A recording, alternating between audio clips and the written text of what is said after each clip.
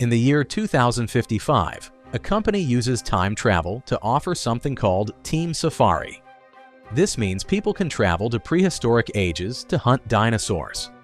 To avoid changing history, the company makes sure the clients stay on an artificial path so they won't step on anything. They only kill specific dinosaurs that were about to die of natural causes, and nobody is allowed to recover or take anything. Today's clients are a middle-aged man and his daughter, guided by Dr.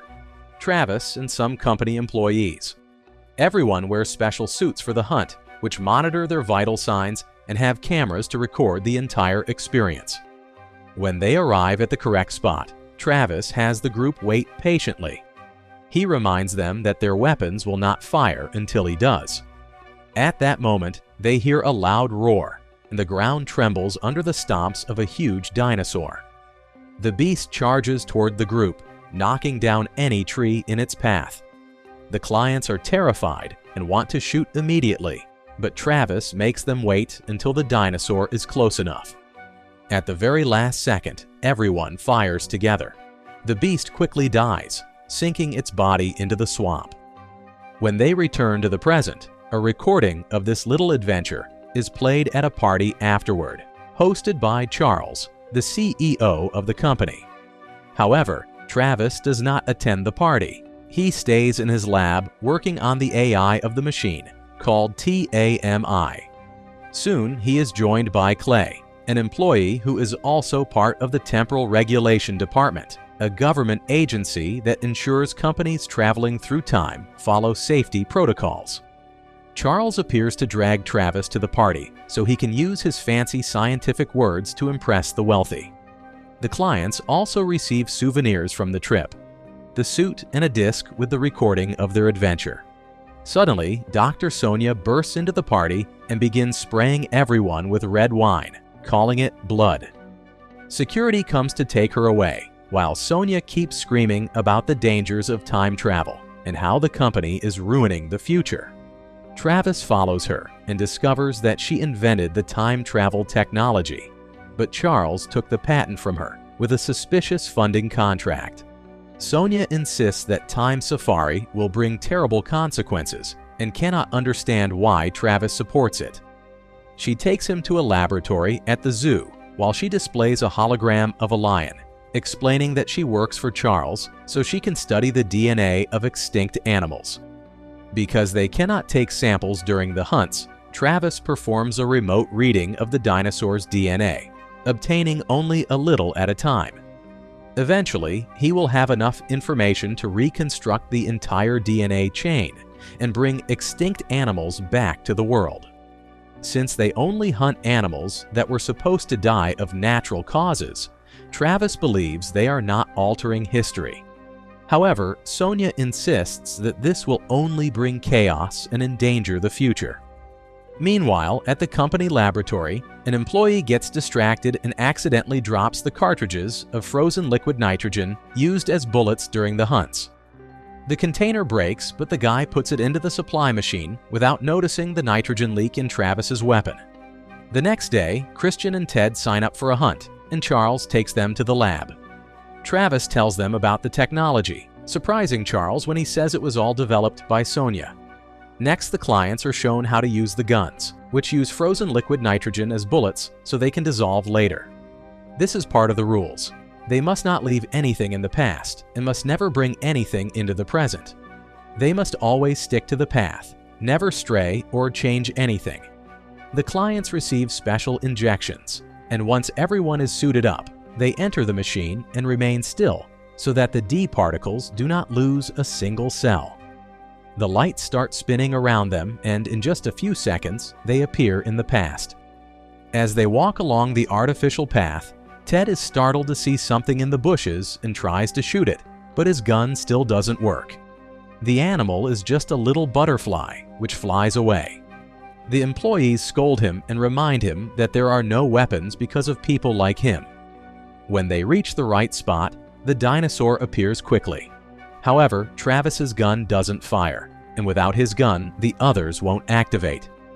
Marcus takes Travis's weapon and begins to fix it, needing a moment to do so. Travis pulls out his flashlight and catches the dinosaur's attention, then starts running along the path so the beast will follow him while telling the others to hide. The clients run as the dinosaur tries to bite Travis, who falls out of its reach at the very last second. Jenny also screams, and the dinosaur almost eats her. However, Travis uses his flashlight again to lure it away from her. At that moment, Marcus finishes repairing the gun and throws it to Travis, who drops the flashlight and uses the gun to kill the dinosaur with just a couple of shots. The flashlight rolls on the path and almost falls off, but Jenny catches it just in time. Then everyone regroups and confirms that no protocol was broken, so now they can leave. None of them notice a muddy footprint on the path. In the present, the clients are furious and threaten to sue Charles, who begins manipulating them with pretty words. Instead of going through a scheduled legal process, Ted and Christian realize they survived a really dangerous situation, which makes them cooler than any previous client. The duo calms down and agrees to have a drink outside. A strange gust of wind sweeps through the city and very briefly cuts the power. After work, Travis arrives home and notices it's hotter than usual. The next morning, the temperature is even higher, and the news reports tons of dead fish found on the coasts. Scientists have discovered that the lightning count is also quite high, and Travis notices that his indoor plant has suddenly bloomed. On the way to work, Travis finds a crowd gathered around a wall because they can't stop staring at a plant that made its way through with mysterious force. Moments later, Travis and the team take new clients to the past. To their surprise, the dinosaur is still dead right where they left it. Suddenly, the distant volcano erupts and everyone starts running back to the portal. Travis and Jenny jump just before the ash can reach them both. Once they return, they discuss what happened and assume TAMI missed the entry point by 5 minutes. However, Tammy assures them that she sent them to the correct coordinates. Clay announces that the facility will be shut down pending further investigation, and he will inform the government, ignoring Charles's attempts to manipulate him into cooperating. Soon, Tammy is shut down, and the entire lab is filled with agents. Travis is convinced they made a mistake during the previous trip, but Charles doesn't take him seriously. Charles leaves in a taxi, but the ride is cut short when a hole opens up in the middle of the street. Another car falls in first, and Travis's taxi tries to swerve, crashing into some cafe tables. Fortunately, people get out of the way just in time, and Travis is also fine. He approaches the hole and discovers it was caused by fast-growing plants. Then Travis goes to Sonia's building, where he finds the door overtaken by plants as well. When he arrives at her apartment, he finds the other tenants at her door, complaining about the plants aggressively invading their apartments and blaming her. A frustrated Sonia opens the window of the door and threatens them with a gun so they'll leave. Travis tries to talk to her, but they ignore him. Once they go, he notices the gardening supply delivery service, so he takes Sonia's order and pretends to be a worker to get in. Sonia's apartment is full of plants, but it doesn't look like they're doing anything strange. Sonia finally realizes who he is and tells him she was expecting him. She then takes him upstairs and makes him look out the window. Travis is shocked to see a sort of transparent wave hitting the entire city, which throws him back to the lower floor. Sonia calls it a time wave. At that moment, they hear screams, and upon opening the door, they find a neighbor covered in bugs that are also taking over the hallway.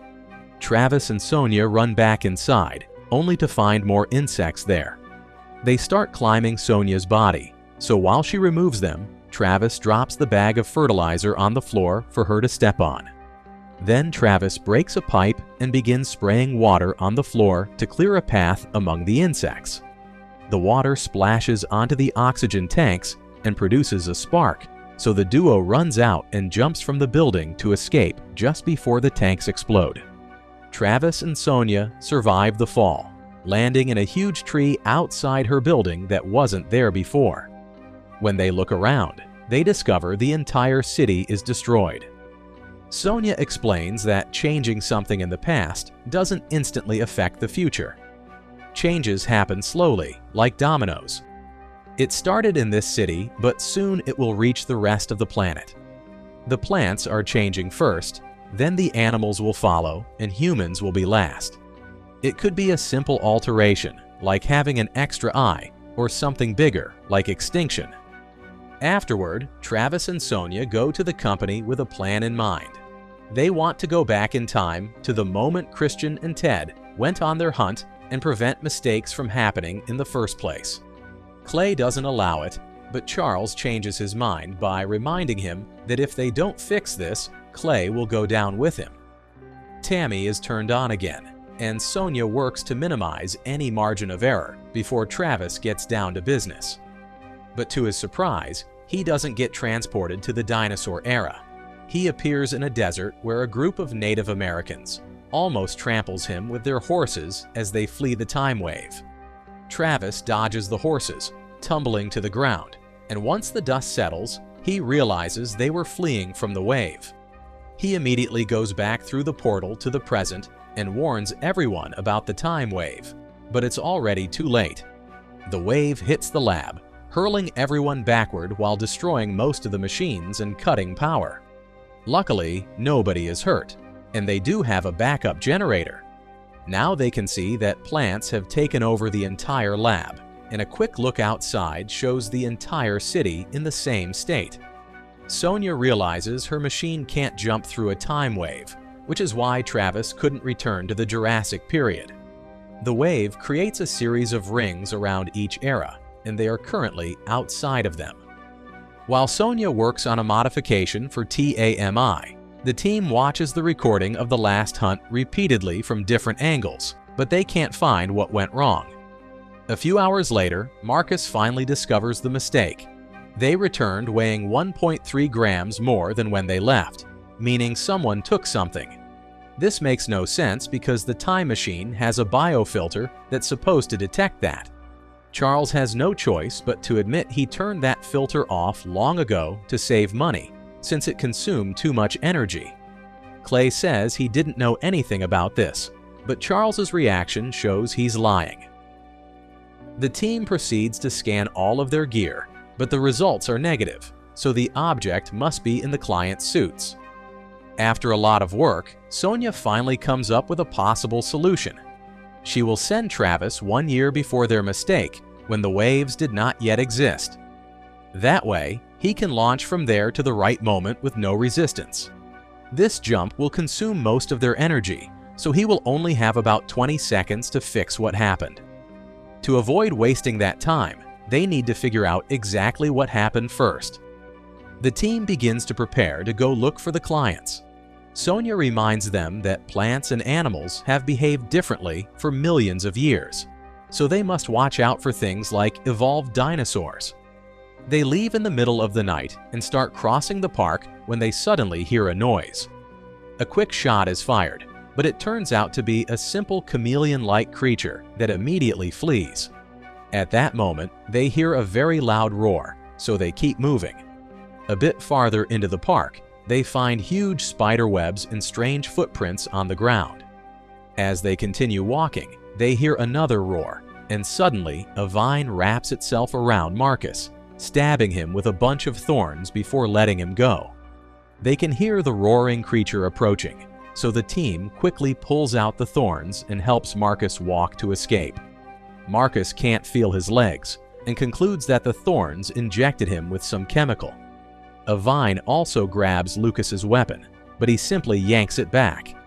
Moments later, they are attacked by a reptilian baboon that jumps on Lucas and drags him away. Travis runs after them and starts shooting at the beast, but his bullets only make it angrier. The baboon jumps to attack again, but now its weak spot is exposed, and Travis shoots there to finally kill it. Unfortunately, its roar has drawn the attention of more baboons, so Travis and Lucas run back to the group. They start running while firing at the approaching creatures, whose numbers are overwhelming. Marcus can barely move and tells the others to leave him behind, as he can die serving as a distraction. After the team leaves, Marcus keeps shooting at the baboons to keep their attention on him. The venom from the thorns makes him hallucinate seeing his loved ones, so he dies with a smile on his face while the baboons devour him. Eventually, the group reaches Ted's building, where they see a father and his son sneaking out to go to the market. The duo is desperate to find food, but soon the baboons find them and attack. Travis immediately rushes in and kills the first baboon by shooting its weak spot. He tries to shoot the second one as well, but it gets scared and disappears into the darkness. Then the team enters the apartment building and starts their search, seeing plants and refugees in every corner. They find Ted fighting with a neighbor over a fire he started in the room and swears he didn't step off the path. They take his suit out of the closet and scan every inch, with no result. This means next they need to find Christian. Ted explains that Christian was kicked out by his wife, so now he lives in his office downtown. To survive the trip, the team decides to steal a car from the building's parking lot. Sonia and Travis go upstairs to look for their client, while Lucas and Jenny stay to guard the car. The duo walks up the stairs and notices poisonous vines everywhere, as well as tons of corpses. It looks like the poison drove them crazy, and they killed each other. Suddenly, an old man jumps out and tries to shoot at them, but he runs out of bullets and flees. Then Travis opens a door and finds Christian, who immediately opens fire. Travis and Sonia hide until he stops shooting, and when they approach him, they see that he is also infected. When they ask him about the suit, Christian goes crazy again and runs around the apartment. Travis carefully sneaks up until he can corner Christian, who panics and decides to end himself. In the apartment, they finally find the cause of everything. Christian stepped on a butterfly and kept its body stuck in his boot. Travis and Sonia run back to the parking lot, where Jenny and Lucas are firing their weapons to hold off huge flying beasts. The team is starting to lose hope, but at that moment, the time wave hits the area, sending the car flying straight through the company's front door. Luckily, nobody is hurt, and the trio makes their way into the lab, which is covered in plants and has no electricity. The floor is flooded, and Charles is dead in the water. Sonia can't work without power, but she grabs Tammy's hard drive and announces she still has a portal in her old university lab. Travis looks for his suit in the lockers and finds Clay inside, hiding from a group of baboons that are currently sleeping on the roof. At first, Clay refuses to go with the group, but after they leave, he changes his mind and tries to follow them. Unfortunately, the baboons hear him and immediately surround him. Meanwhile, the trio enters the subway station and starts walking along the flooded tracks, unaware that a creature is following them. Moments later, they find a crashed train and enter it to pass through, but the door locks before they can go back, and concrete from the ceiling falls and crushes the other car, trapping the trio inside. As the water level around the train keeps rising, an aquatic creature breaks a window and reaches inside to grab Jenny and pull her away. Travis fires at a window, and the creature bursts through it, so Sonia swims out while Travis opens fire. However, his gun is out of bullets, so he grabs his knife and starts stabbing the creature in the eye. When he tries to swim away, the beast grabs him by the legs and begins dragging him toward its mouth. Luckily, the ceiling collapses again, and the debris crushes the animal. An unconscious Travis floats away until Sonia comes to rescue him. They swim out of the station and finally reach the university, where they find the garden full of baboons. The duo rushes inside and slams all the doors shut. In the lab, they get Tammy working on backup power, while the baboons keep pounding on the door. Travis climbs onto the time machine, and Sonia sends him back right at the moment the final wave hits the city, transforming it into a strange creature. The slingshot maneuver works, and Travis quickly jumps from one year to another, avoiding the old waves. Then Travis runs and slides on the path to pull Christian back just before he can step on the butterfly. Christian screams when he sees Travis disappear because the timeline has been corrected. Afterward, Jenny tells Clay to turn on the biofilter and watches the butterfly fly away. When they return to the present, Jenny hands the recording to Travis and tells him what happened. A confused Travis walks out of work, seeing the city is fine as ever. Travis goes to Sonia's house and gives her the disc so she can finally bring the company down with solid evidence. If you want interesting movie recaps, like, share, and subscribe to follow us for more movie recaps.